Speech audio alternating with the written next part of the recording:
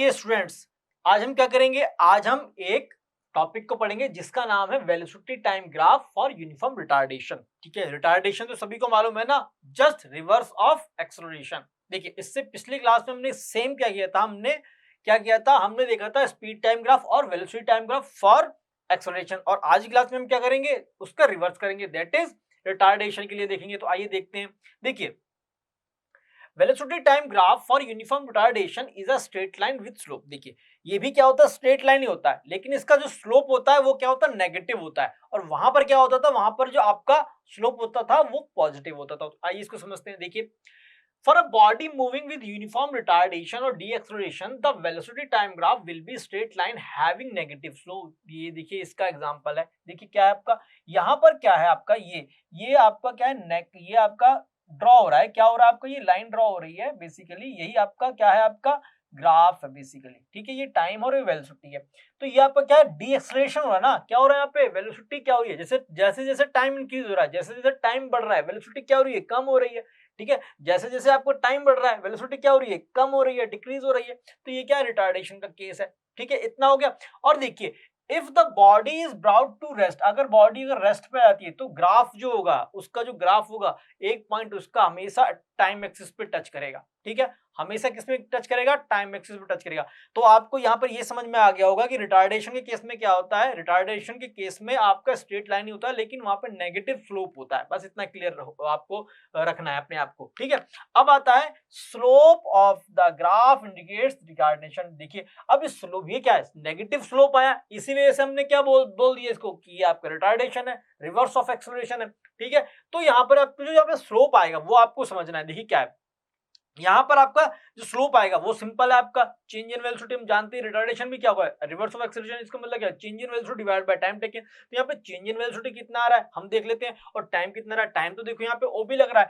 Time कितना लग रहा है? ये यहाँ पे ओबी। ओबी क्या है आपका? ओबी क्या है आपका? टाइम है। ठीक है, ओबी क्या है आपका? टाइम टेकन है। ठीक है, और यहाँ पर आपका जो एओ है, ठीक है, एओ यही तो चेंज इन वेलोसिटी है। पहले आपकी स्पीड की थी, इसको ऐसे समझ लो आप, रेड सिग्नल है ना, आपने रेड सिग्नल देखा, आपने ब्रेक अप्लाई किया अपनी कार पे। ठीक है, तो लास्ट में अगर रेड सिग्नल पहुंचते पहुंचते उसकी स्पीड क्या हो जाएगी? जीरो हो जाएगी ना। तो जब हमने हमने ब्रेक अप्लाई करना स्टार्ट हुआ, तब आपकी स्पीड यहाँ पर फॉर एग्जाम्पल ए पर थी। ठीक है, अब वो वहां पर कितनी आ गई? ओरिजिन मतलब जीरो पे आ गई। मतलब क्या होगा? एओ क्या होगा यहाँ पे? एओ एओ बेसिकली क्या होगा आपका? चेंज इन वेलोसिटी हो गया। कितना हो गया जी? Change in velocity. इतना क्लियर हो रहा है आपको? चेंज इन वेलोसिटी हो गया। अब देखिए, इसी को हमने लिया एक्सेलरेशन, मतलब एक्सेलरेशन मतलब रिवर्स ऑफ रिटार्डेशन, या retardation that is reverse of acceleration. तो रिटार्डेशन कितना आ जाएगा? सिंपल है आपका, ये आपका आ जाएगा एओ अपॉन ए बी। क्या आपका आ जाएगा? Change in velocity divide by time taken. ठीक है, तो यहाँ पर हम ये क्या है, इसका जो स्लोप होता है ये नेगेटिव आता है। ठीक है, तो ये आपका slope of the velocity time graph A B of moving body gives the its retardation. तो मतलब यहाँ पर जो भी स्लोप आएगा, मतलब नेगेटिव स्लोप की आएगा, स्लोप की वैल्यू यहाँ पर नेगेटिव आएगी, तो वहां पर क्या देगी? वहां पर आपकी रिटार्डेशन की वैल्यू देगी। ठीक है, इतना क्लियर हो रहा है? अब देखिए आगे देखते हैं। अब देखिए, सेम यहाँ पर भी क्या करना है? एरिया निकालना है। एरिया अंडर द कर्व हमें क्या मिलेगा? ये आपका डिस्टेंस देगा। ठीक है, क्या देगा? डिस्टेंस देगा, या फिर मैग्नीट्यूड ऑफ द डिस्प्लेसमेंट देगा। तो देखिए, area under velocity time graph is AOB. अब यहाँ पर क्या एओबी तो फॉर्म हो रहा है, और क्या हो रहा है इसके अलावा? और इसके अलावा और कुछ फॉर्म हो रहा है क्या? ये देखो, ये आपका ए पॉइंट हो गया, ये ओ पॉइंट हो गया, ये बी पॉइंट हो गया। ये जो एरिया है, ये एरिया, यही आपका क्या दे रहा है? यही तो आपका वो दे रहा है, किसकी वैल्यू दे रहा है? ये आपकी वैल्यू किसकी दे रहा है? ये आपकी डिस्टेंस की वैल्यू दे रहा है, या फिर हम ये बोल सकते हैं कि ये मैग्नीट्यूड ऑफ द डिस्प्लेसमेंट दे रहा है।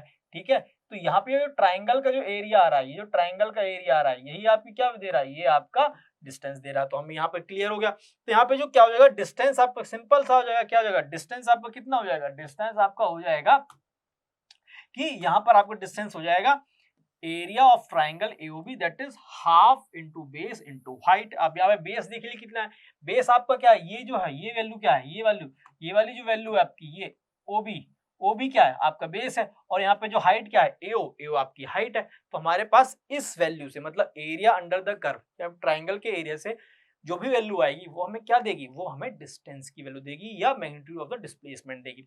इतना क्लियर हो रहा है। अब देखिए, अब आगे देखते हैं हम, आगे हमें क्या मिलता है। आगे देखिए आता है हमें कि what is the use of velocity time graph. भाई इसका यूज क्या है, पढ़ तो लिया आपने, हमें इतना समझा समझा के पढ़ा तो दिया, यूज क्या है। देखिए इसका सिंपल सा यूज है क्या, देखिए, to find velocity of the particles at any instant.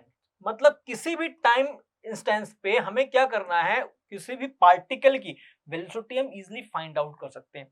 दूसरा क्या है, displacement of the particle in a given interval of time. मतलब पर्टिकुलर टाइम इंटरवल के अंदर उस पार्टिकल ने कितनी डिस्टेंस कवर की या कितनी डिस्प्लेसमेंट, वो हमें वो फाइंड आउट करने में ये हेल्प करता है। तीसरा ये हेल्प करता है किसमें, to find out the acceleration of the particles moving with uniform acceleration. यहाँ पे ध्यान रखना है, यूनिफॉर्म एक्सेलरेशन है, जो यूनिफॉर्म एक्सेलरेशन के साथ मूव कर रहा है उसकी ये क्या करता है, एक्सेलरेशन को फाइंड आउट करने में हमें हेल्प करता है।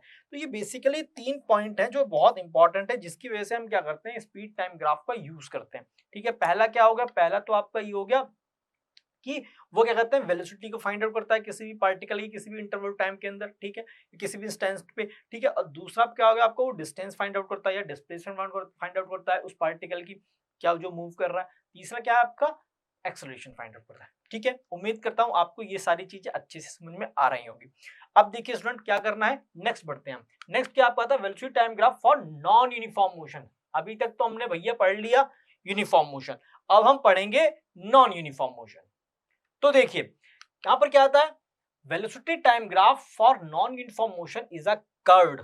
ये इंपॉर्टेंट पॉइंट है, ऑब्जेक्टिव फॉर्म होता है इस पे, क्या कि नॉन यूनिफॉर्म मोशन के लिए आपका जो स्पीड टाइम ग्राफ या वेलोसिटी टाइम ग्राफ होता है वो क्या होता है, वो सिंपल होता है, आपका कर्व होता है या फिर इर्रेगुलर होता है। इतना पॉइंट आपको ध्यान रखना है कि कर्व होता है और इर्रेगुलर होता है। इतना क्लियर हो रहा है। अब देखिए, अब यहां पर हमें ये करना है, इसको समझते हैं। देखिए, in case of non-uniformly motion velocity time graph can be have any shape। मतलब वो किसी भी शेप को हो सकता है, irregular इसलिए बोला ना और कर्व्ड इसलिए बोला। ठीक है, अब देखिए, अब हम क्या करेंगे, फॉर एग्जांपल जैसे कुछ हमें ग्राफ्स है हमारे पास, ये देखिए ये ग्राफ है आपका।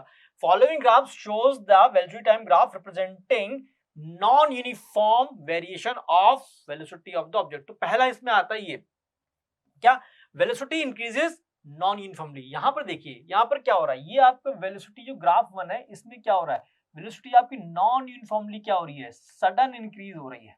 ठीक है, सडन इंक्रीज हो रही है। ठीक है, सडन इंक्रीज हो रही है। तो ये इस तरह के जो ग्राफ होते हैं ये क्या होते हैं, इनके केसेस में क्या होता है, वेलोसिटी आपकी इंक्रीज होती है नॉन यूनिफॉर्मली। ठीक है, इतना क्लियर हुआ। तो यानी ये क्या है, एक curve form, curve image, curve line form हो रही है बेसिकली। ठीक है, कर्व लाइन फॉर्म हो रही है। तो ये क्या होगा आपका, ये आपका वेलोसिटी टाइम ग्राफ आपका होता है, कर्व लाइन का होता है इस तरह के। अब देखिए नेक्स्ट आपका आता है वेलोसिटी डिक्रीजेस नॉन यूनिफॉर्मली। अब देखो यहाँ पर क्या है, रिटार्डेशन वाला केस हो गया बेसिकली। यहाँ पर क्या आपका जो वेलोसिटी है वो नॉन यूनिफॉर्मली क्या हो रही है, डिक्रीज हो रही है। क्या हो रही है जी, नॉन यूनिफॉर्मली क्या हो रही है, डिक्रीज हो रही है। तो यहाँ पर देखिए ये सेकंड ग्राफ है वो यही शो करता है, क्या शो करता है, motion of an object whose velocity decreasing with time। और वेलोसिटी टाइम क्या, ये भी क्या है, आइदर इरेगुलर है या फिर कर्व्ड है। ठीक है, अब देखो यहाँ पर हम इसको ऐसे भी देख सकते हैं। ये देखिए, ये क्या आपका इरेगुलर शेप फॉर्म हो रही है ना, ये देखिए इनको पॉइंट को मैं मिलाऊंगा तो ये ऐसे शेप फॉर्म हो रही है। इन सारे पॉइंट को मैं ज्वाइन करूंगा तो ये ऐसे शेप फॉर्म हो रही है। तो ये क्या होगा आपका, इरेगुलर शेप हो गई। ठीक है, ये कर्व शेप हो गई। इतना क्लियर होगा। अब थर्ड पॉइंट आपका आता है वेलोसिटी चेंजेस वेरिएबली। अब वेलोसिटी क्या हो रही है, कंटिन्यूअसली वेरी कर रही है।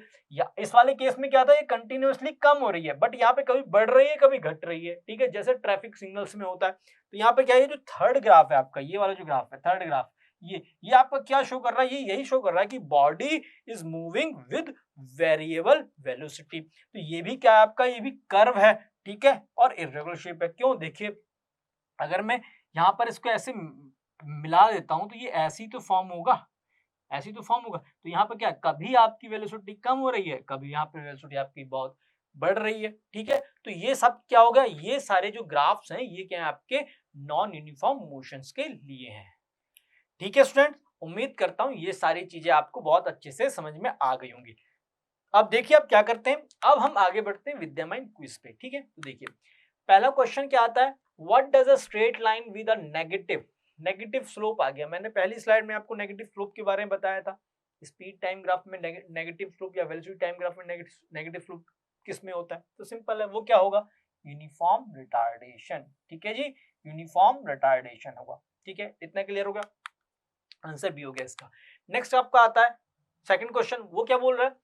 What does a curved line on a velocity time graph indicates? अब बता दो जी, कर्व लाइन है, अभी पढ़ा के आ रहा हूँ। कर्व लाइन क्या बोलता है? सिंपल दिख रहा है, कहीं नॉन यूनिफॉर्म दिख रहा है क्या? ये रहा सी ऑप्शन, सी ऑप्शन। तो नॉन यूनिफॉर्म मोशन क्या होता है? आपका कर्व लाइन होता है। ठीक है, मतलब नॉन यूनिफॉर्म मोशन का जो वेलोसिटी टाइम ग्राफ या स्पीड टाइम ग्राफ होता है वो आपका कर्व लाइन होता है या इरेगुलर शेप होता है। तो उम्मीद करता हूँ स्टूडेंट आपको ये सारे क्वेश्चंस भी अच्छे से समझ में आ गए होंगे। तो आप क्या करते हैं, हम क्या करते हैं, क्लास को और सेशन को समराइज कर लेते हैं कि आज की क्लास में हमने पढ़ा क्या और सीखा क्या। तो देखिए, तो आज की क्लास में हमने क्या सीखा? आज की क्लास में हमने देखा वेलोसिटी टाइम ग्राफ देखा, किसके लिए? यूनिफॉर्म रिटार्डेशन के लिए देखा। ठीक है, वो क्या होता है? वो आपका एक स्ट्रेट लाइन होता है, लेकिन पॉइंट यहाँ पे ध्यान रखने वाला, स्ट्रेट लाइन होता है लेकिन वहां पे नेगेटिव स्लोप होता है उसका। ठीक है, क्या होता है जी? नेगेटिव स्लोप होता है। इतना क्लियर? और फिर उसके बाद हमने देखा velocity time graph for non uniform motion. वो क्या होता है जी? कर्व्ड और इरेगुलर होता है। क्या होता है जी? कर्व्ड और इरेगुलर होता है। तो देखिए स्टूडेंट, उम्मीद करता हूं जो भी आज की क्लास में हमने पढ़ा है वो आप लोगों को अच्छे से समझ में आ गया होगा। ठीक है, अगर नहीं समझ में आया तो करना क्या है, बस एक बार इस वीडियो को दोबारा से देख लेना है। ठीक है, अब आपको क्या करना है? अब आपको अच्छे से पढ़ाई करनी है, इन कंसेप्ट को रिवाइज करना है। हम मिलते हैं नेक्स्ट क्लास में एक नए टॉपिक के साथ, तब तक आप देखते रहिए Vidya mind. Thank you so much.